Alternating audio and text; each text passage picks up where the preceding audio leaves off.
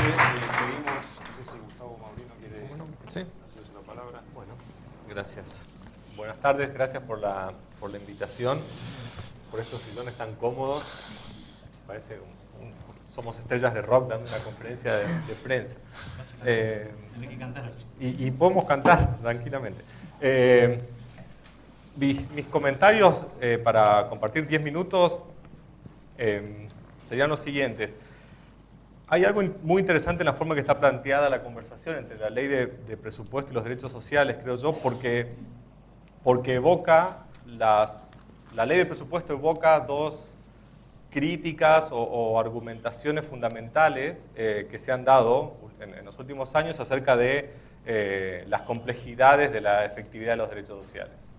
Y esas dos complicaciones, que insisto, tienen su núcleo tal vez en la ley de presupuesto, son el problema democrático por un lado y el problema de la escasez que mencionabas vos por el otro. Entonces, yo quisiera referirme un poco a esos dos problemas, al menos algunas formas de plantearlos y tal vez disolverlos de alguna manera y luego bajar, si tengo tiempo, otra vez a la ley de presupuesto. El argumento de la escasez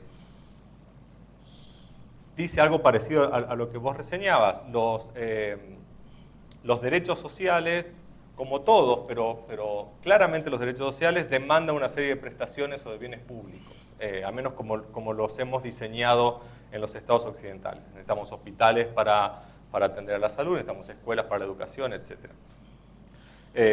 Y la idea que hay, basada en la ciencia económica, es que vivimos en sociedades de escasez moderada y que por lo tanto una pretensión maximalista de efectividad de todos los derechos es sencillamente insensata en algún punto, es irrealista.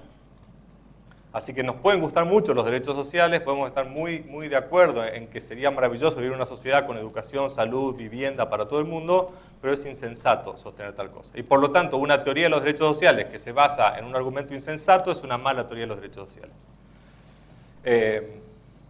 El argumento, y eso baja la ley de presupuesto porque ahí es donde entre otras cosas, combinamos la mejor manera de asignar lo que tenemos e incluso el aspecto que muy interesantemente resalta nuestra camarista es que también una idea de dónde sacamos los recursos, que es algo que solemos olvidar, digamos. El argumento de la democracia afirma algo diferente y es que el contenido de los derechos sociales requiere de una serie de mediaciones institucionales. Esas mediaciones institucionales, para definir concretamente cuál va a ser su alcance en una democracia constitucional, deberían estar a cargo de los procesos y las instituciones políticas que estructuran la formación de la voluntad democrática. Básicamente, las instituciones mayoritariamente legitimadas. Por lo tanto, el contenido de los derechos sociales debería estar en algún sentido abierto y concretarse luego a través del procedimiento democrático. Cualquier idea de construir el contenido de los derechos sociales que pase por alto la decisión democrática o que vaya en contra de la decisión democrática puede ser muy maravilloso para tener salud y educación para todos, pero es una ofensa a nuestro sentido democrático. Y esto baja la ley de presupuesto porque como sabemos, la ley de presupuesto es básicamente el acto más sofisticado, complejo y determinante de autogobierno, que es donde la comunidad decide qué va a hacer durante todo un año con sus ingresos y sus gastos. Por lo tanto, ahí en la ley de presupuesto confluyen estos dos problemas. El argumento de la escasez, ahora unos minutos para tratar de disolver estos dos argumentos. El argumento de la escasez, creo yo, tiene un profundo malentendido, que es que interpreta mal la idea de escasez. La idea de escasez de la ciencia económica está basada o consiste en afirmar que no hay suficiente para que todos tengamos todo lo que queremos. Que es algo completamente diferente a afirmar que no hay suficiente para que todos tengamos acceso a los bienes básicos de dignidad.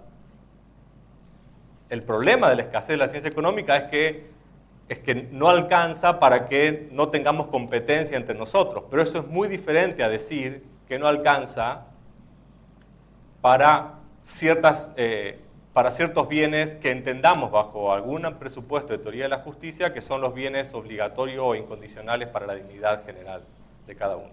Ese argumento nunca ha sido hecho y probablemente no se puede hacer, entre otras razones, porque no hay acuerdo sobre cuáles son los bienes básicos de dignidad. Algunos pensamos que salud y educación básica para todos son parte de eso y otros piensan que no. Pero en todo caso, el punto es que el argumento de la escasez es traducido desde cómo lo usa la teoría económica a una especie de entendimiento de los límites del contenido de los derechos sociales, sencillamente es una afirmación infundada, digamos. Y no hay estudio jamás hecho por la ciencia económica que demuestre en ningún estado en particular, salvo eventualmente Haití, por ejemplo, o algún estado de estos llamados estados fallidos, donde podría hacerse el argumento, pero no hay ningún estudio empírico que demuestre que bajo cierta idea de los bienes básicos, por ejemplo, contenidos en una definición de derechos sociales, los recursos de un estado moderadamente escaso no son suficientes para atenderlo. El problema es un problema de distribución de los recursos. O sea, es posible afirmar, por supuesto, que los recursos del Tesoro Nacional en un momento dado de la historia no alcanzan para cubrir los bienes básicos de dignidad. Pero lo que habría que analizar en todo caso es si que el Estado tenga eso o que el Tesoro tenga esos recursos es producto de una distribución justa de los recursos sociales. Y eso es otra parte del argumento que debe ser hecho en todo caso. En suma, sencillamente lo que quiero decir es que para argumentar sobre los derechos sociales, el fantasma de la escasez es como una mochila que nos persigue y sencillamente, creo yo, deberíamos sacárnosla de encima, tirarla y dedicarnos a lo que es importante, y es definir cuáles son los bienes básicos de dignidad, de igualdad y de libertad que consideramos, y en todo caso, cuál es la idea básica de un esquema de justicia distributiva moralmente aceptable.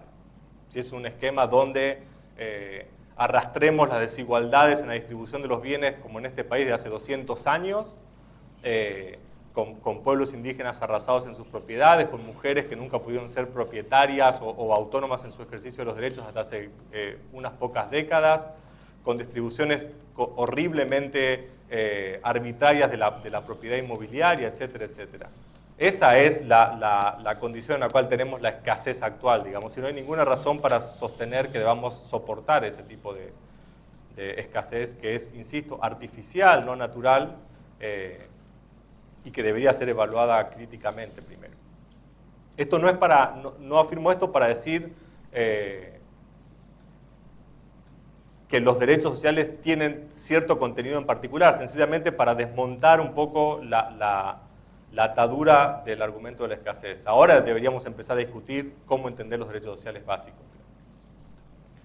En relación con el argumento democrático, el punto que necesita aclararse es cuál es la idea de democracia que tenemos.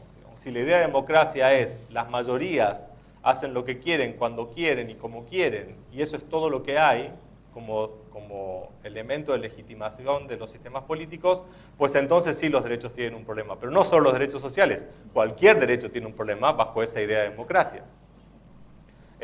Si entendemos la democracia como algo un poco más complejo, como una forma de organizar la vida pública en base a la imparcialidad, razones inclusivas y prácticas que nos incluyan a todos bajo ciertos presupuestos de dignidad e igualdad participativa, entonces la cuestión se vuelve mucho más compleja y la ley de presupuesto, y con esto cierro, merece mayor o menor consideración de acuerdo a su propia calidad democrática.